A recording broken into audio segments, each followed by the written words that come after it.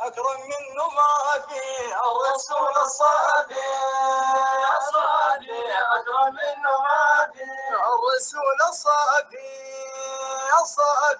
أكرم منه ما في الرسول الصافي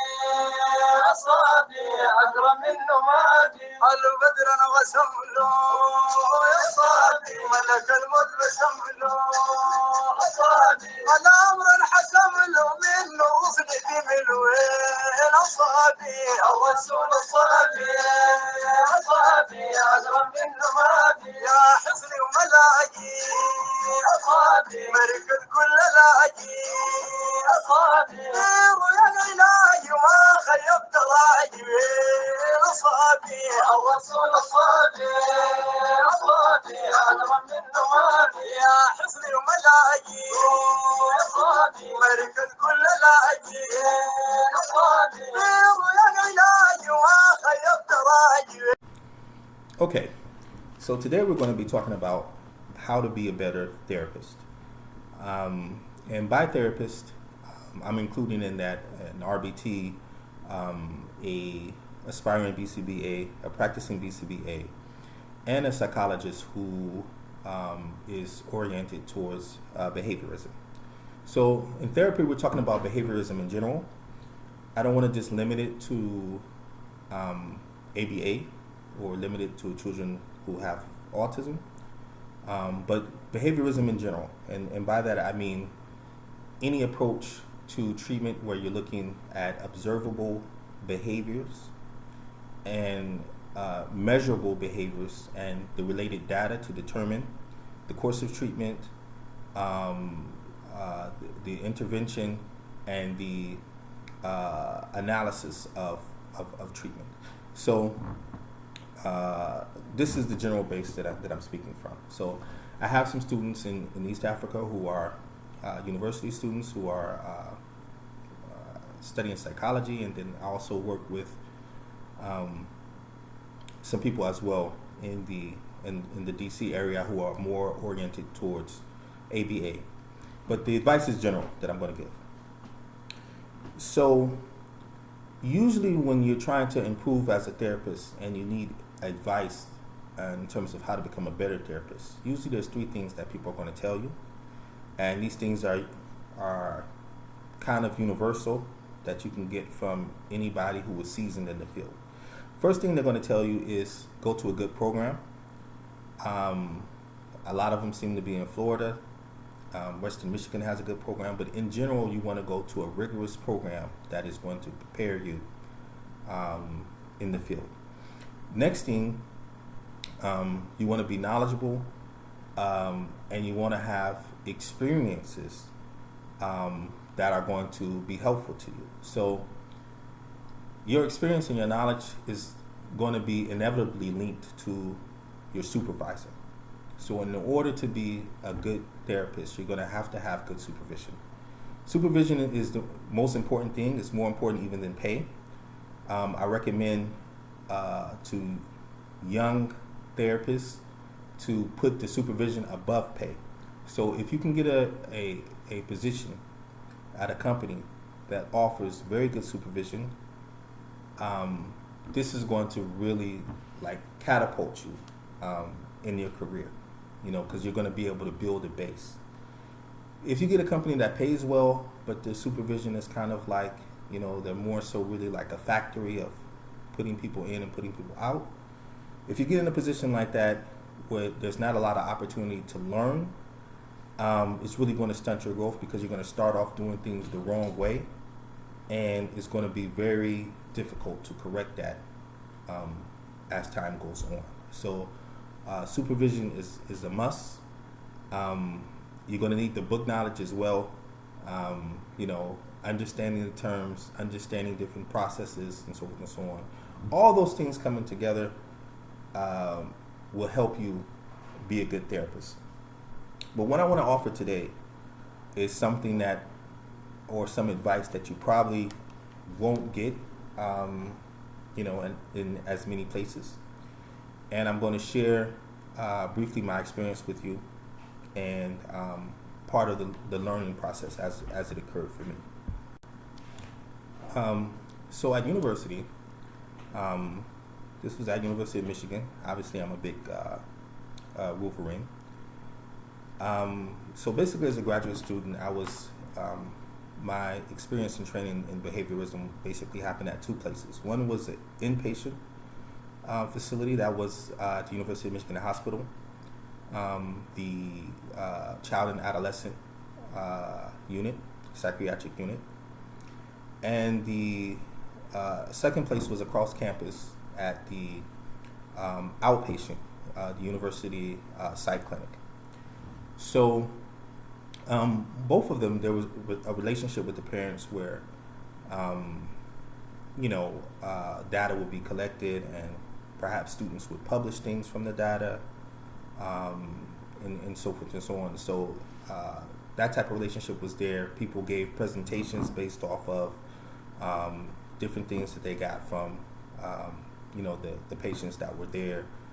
They presented, their illness or the mental health disorder or something like that, and they may have wrote a paper on that and presented it in class or at a conference or have published something on that and so forth and so on. So data was a pretty big deal in both places. So I'll go back to the first place maybe later. The advisor that I had there, or the supervisor, was also a clinician. She was the one that was responsible for the program that I was in.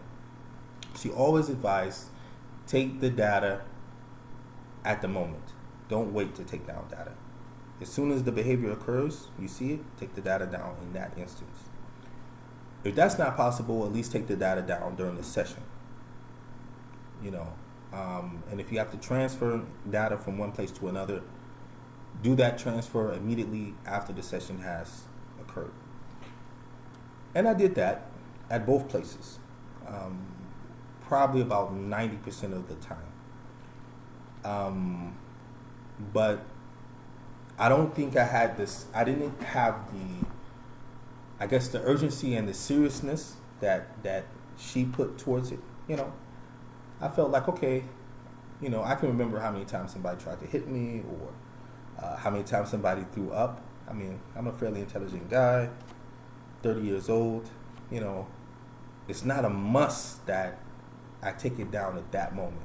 But I did, the majority of the time. But I just didn't take the issue as seriously as she took it. So she was the supervisor in the hospital. She was responsibility for training. So after I was with her in the morning, I would go over to the outpatient in the afternoon.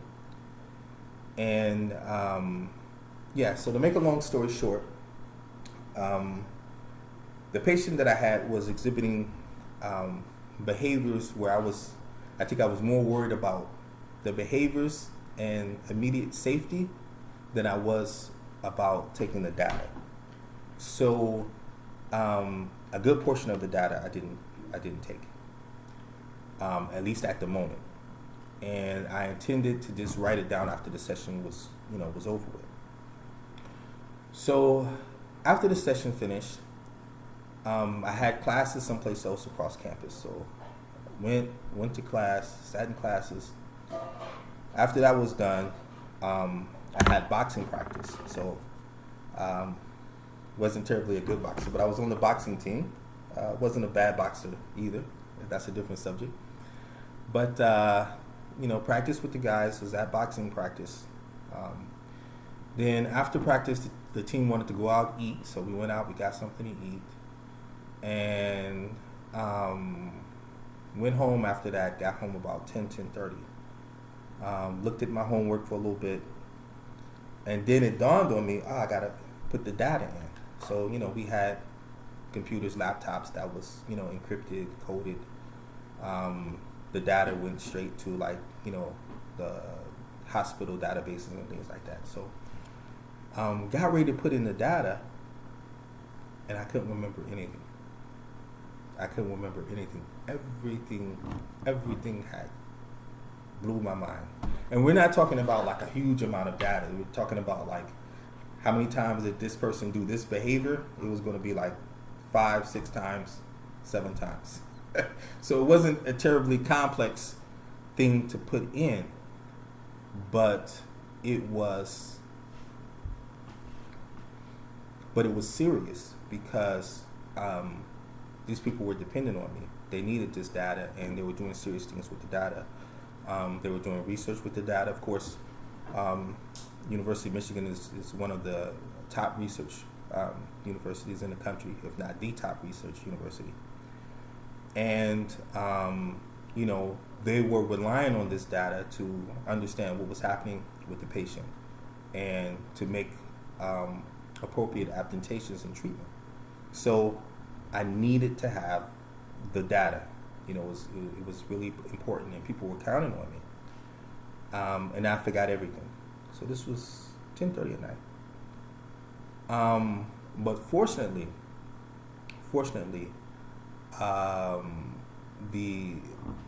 I guess my direct supervisor had always recorded the sessions. So he did that in order for us to, later on in the week, we can look at how the session went, or take like 10 minutes of the session, 15 minutes of the session, and talk about just our therapeutic approach and what we were doing. Talk about that and discuss how we can do things better. And we kind of sat as a group and discussed those types of things. So fortunately, he recorded the session. So at about 10:30, 11 o'clock at night, and people wanted to look at this data the next morning.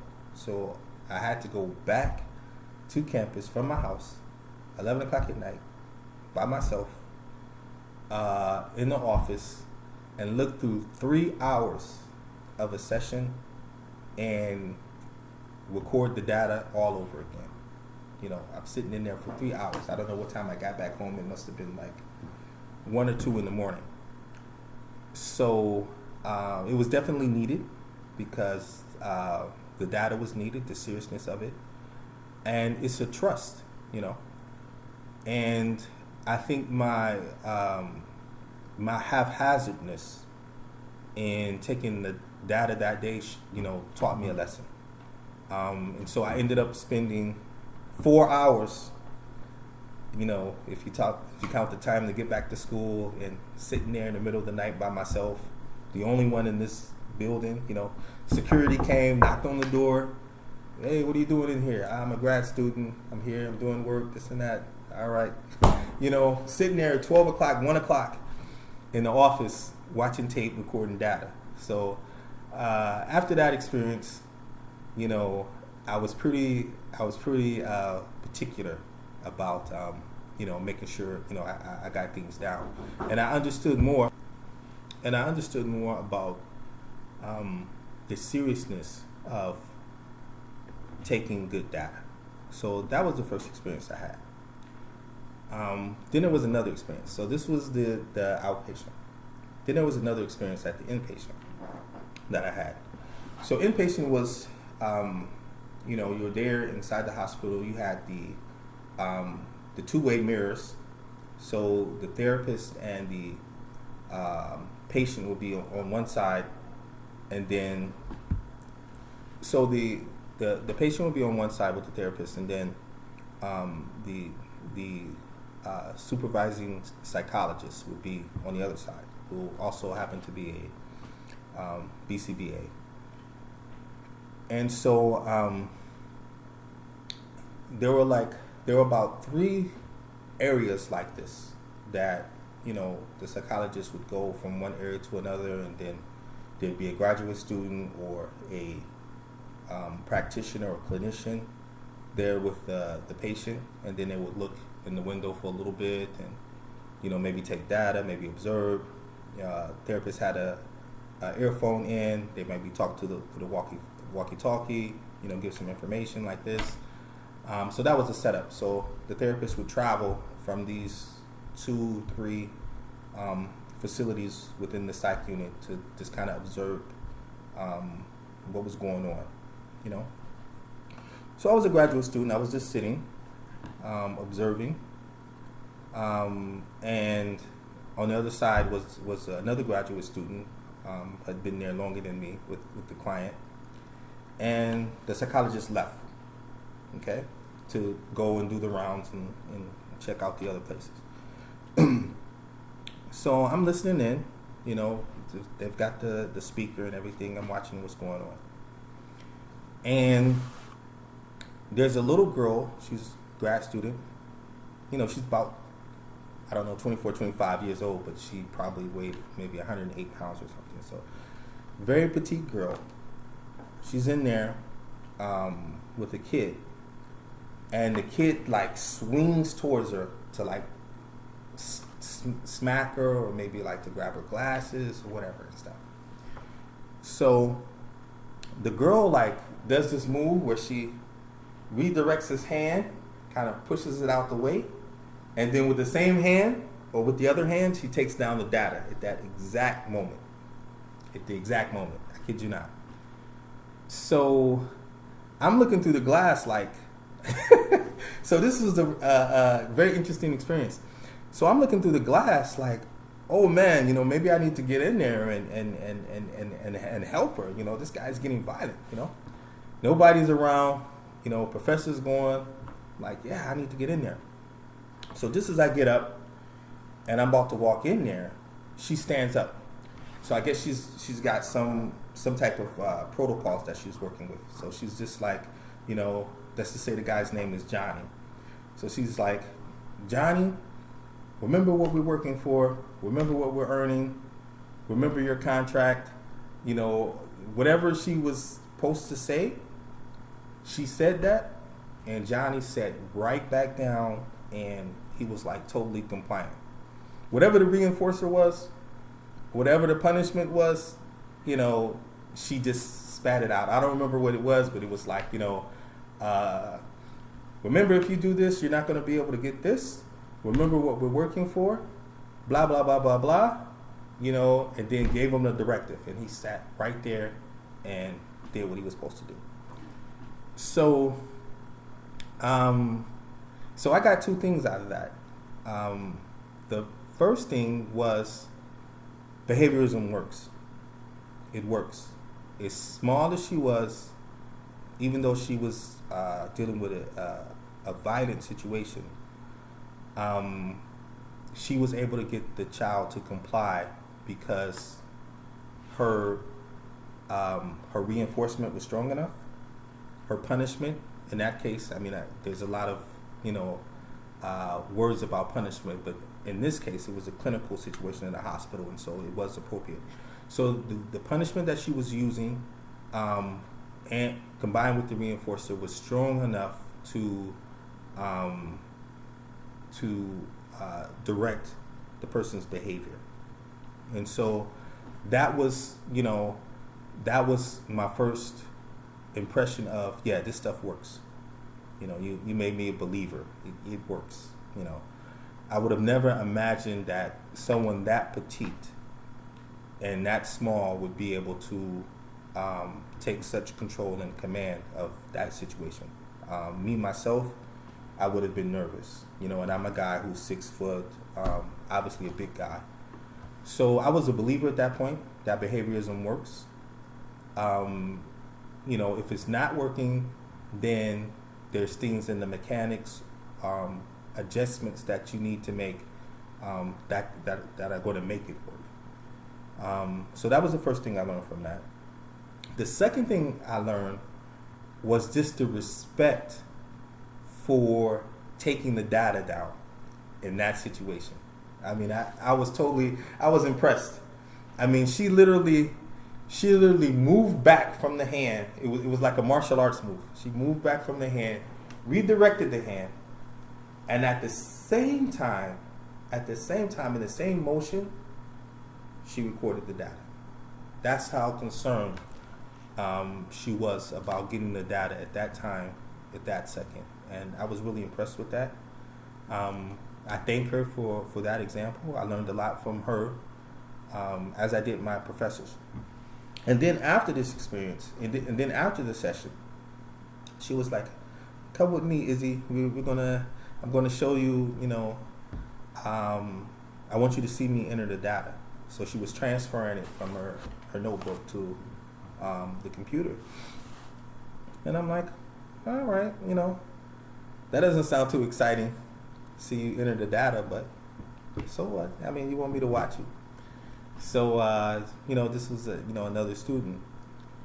And the things that she did with the data was like amazing. So not only was she putting down if the data happened, if the incident occurred or not, she had like little 15 minutes time slots. So she could, know exactly what time, things were happening. And so then she entered this into the computer, and she had all type of graphs about, this is when he does this behavior. 75% of the time when he does this behavior is during this time, and all these different ways of analyzing the data that she had to really understand the behavior and to help that patient. And I was really impressed by the objectivity that she was able to have that directed her to what she needed to do. So how can I explain? So it wasn't just it was a totally a different approach than what I thought therapy was, and it was different than the traditional approach to what therapy is. It was totally directed by the data, and that was really something that impressed me. So I don't know if I articulated that well. If I can think of another example. So like someone, when they say they're depressed, and typically they go into they go to a therapist and they say, I'm suffering from depression. So they start giving their symptoms. So they say, I'm having anxiety, and I just been down lately. I've been feeling really bad. I've been sluggish. I've been I haven't really wanted to engage with anyone, and I just feel very I just feel very down, these last few weeks, or whatever a person might say. So a behaviorist would say, okay, you just name these things, but we need something that can be measured. So how does feeling down translate? What does feeling sluggish translate to? What does feeling lazy translate to? What does not having any motivation translate to? So a behaviorist talks to that person to try to get things that they can put in quantitative numbers. So they say, what actions have you been doing, for example, that have changed, that you would describe as feeling down or having anxiety or so on and so on. So a person says, I sleep in bed 13 hours a day. Okay, this is something that we can quantify. Sleep in bed 13 hours a day. I don't really call my friends, and I don't really go out anymore. Okay, so we have calling or making communication with friends at 0. Times of going out per week, 0, for example. Okay, so we'll just stop there and just look at so far data that can be used. So if you're in the bed 13 hours a day, and the recommended time to sleep is 7 to 8 hours a day, then now we have a goal, and we have something that we can work towards.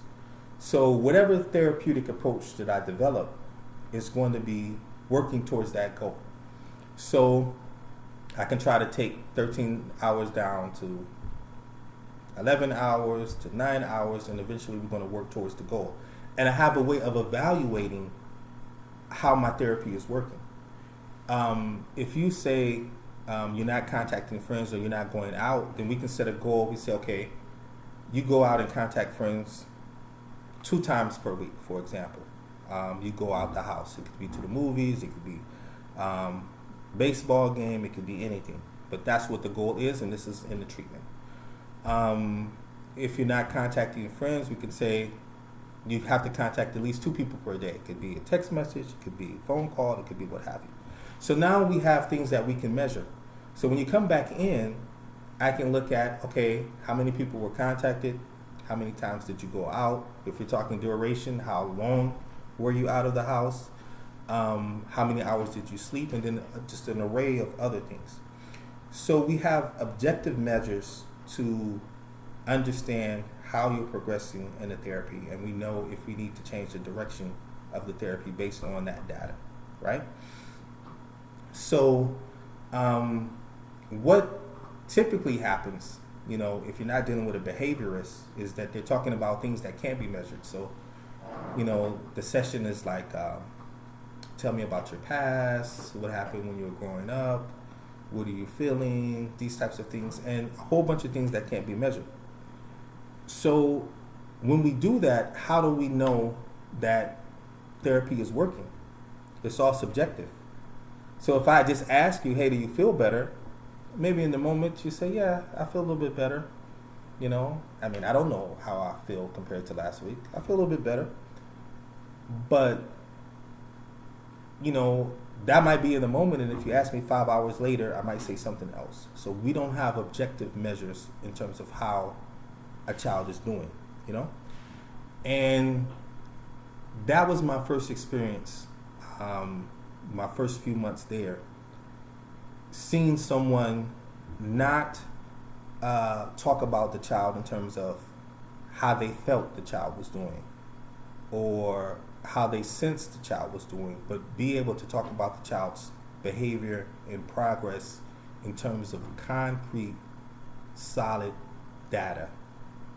And this data was the thing that was used to determine why the child was behaving the way that he was, what needed to happen in order to reduce certain behaviors and to increase others, how on track the therapy was in terms of the goals that they had stated at the beginning of the therapy, and many other things.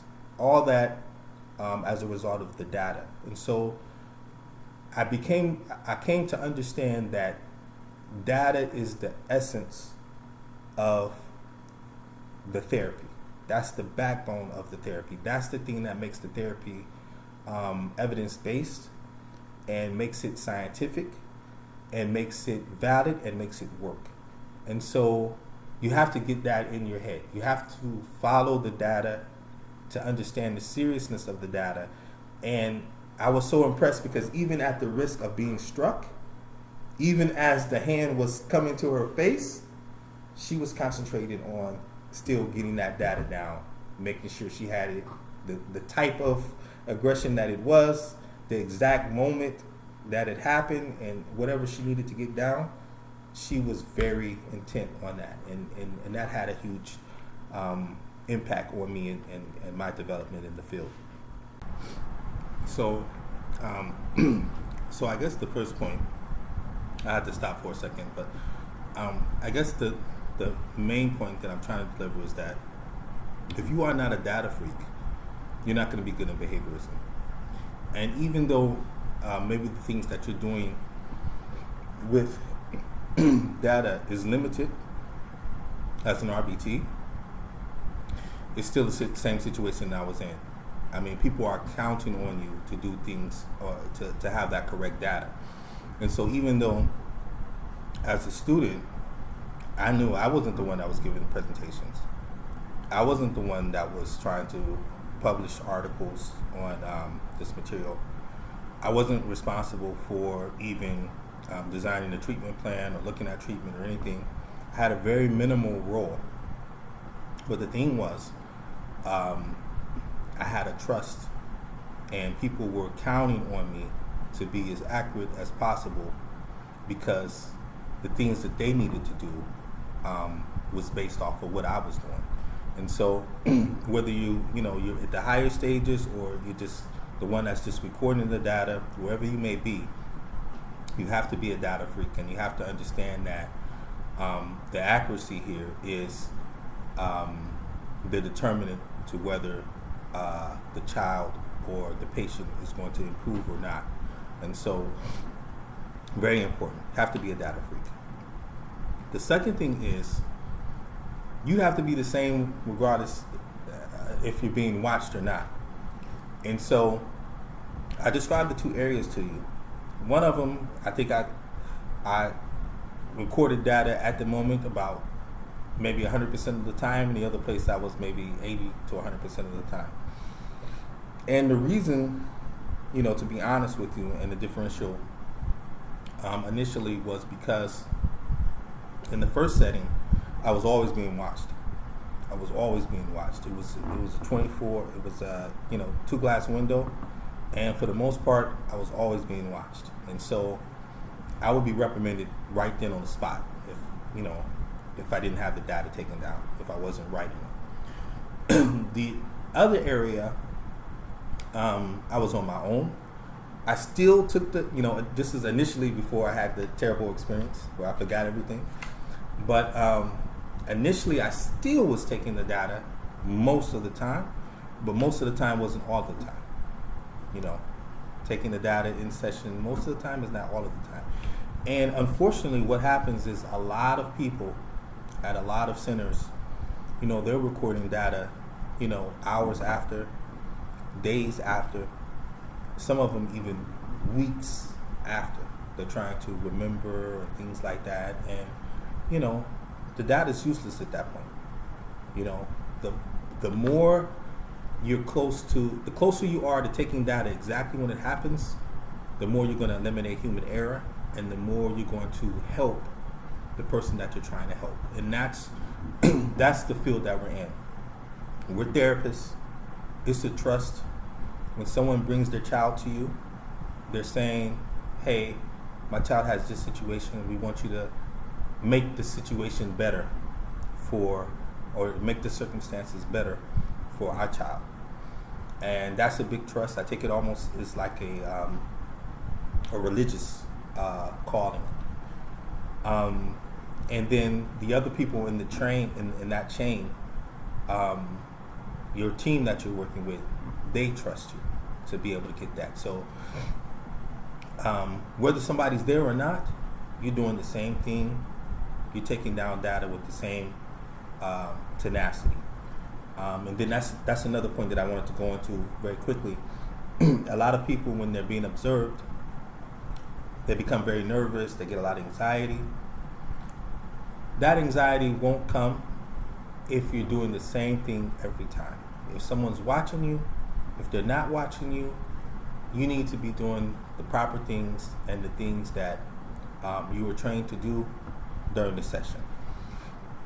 And then that's going to get to my last point, which is when you get to the point where you're doing the things on automatic, not just the recording of data, but the mental processes of looking at how can I reinforce a behavior, or how can I reduce a behavior from happening, or how can I change this or change that.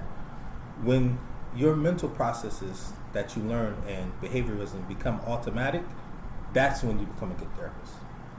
It can't just be things that you're doing in front of others or because a supervisor is there, but it has to be something that's automatically a part of your thinking process. So when you get to the point where you're thinking as a behaviorist, even when you're dealing with your spouse, when you're dealing with, when you're in business, when you're dealing with your children, it becomes a part of who you are. Behaviorism has to be automatic. It has to be a part of who you are. It has to be a part of now how you look at the world, how you look at social relationships, how you look at everything. And that's why my opinion is that analytical people,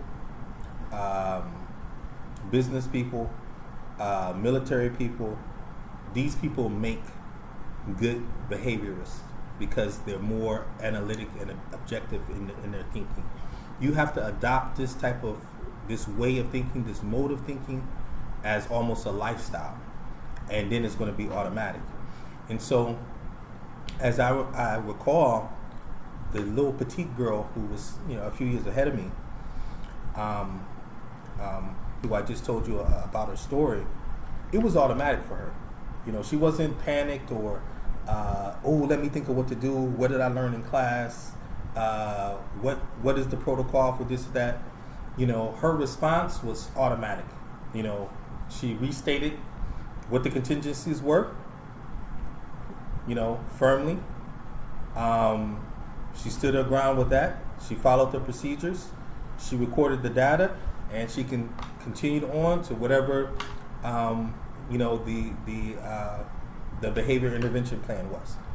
And it was almost like just turning on, like a robot. It was like a program that was inside of her head. And that's what's going to help you. It has to be automatic response. It has to be a part of who you are. Whenever you're separating being a behaviorist with what happens when I'm being supervised, or what happens when somebody's looking at me, or what happens even when I'm in a session, whenever you're separating that, that's going to lessen your effectiveness as a practitioner. Whenever you embrace in your life, this is how human relationships work. Behaviorism is how human relationships work, and is what human relationships, or even the relationships of living organisms, is based on. And when you accept that, and that's a part of your life philosophy in terms of how you deal with people, even dealing with workers, making sure workers are reinforced, that they're happy, even dealing with students that you teach, even dealing with family members, even dealing with children, even dealing with loved ones. When you accept this as a life philosophy, that's when you become a good therapist. That's when you become a good therapist, because it's a part of who you are. So, in addition to all the things that everyone else says, with program, training, good supervisor, memorize all the terms, good knowledge, blah, blah, blah, we'd have to add on to that being a data freak and making behaviorism a part of your thought process, your thinking processes, and your outlook for life in general. When you get to that point, you're going to be a great therapist. I hope that something I said was helpful.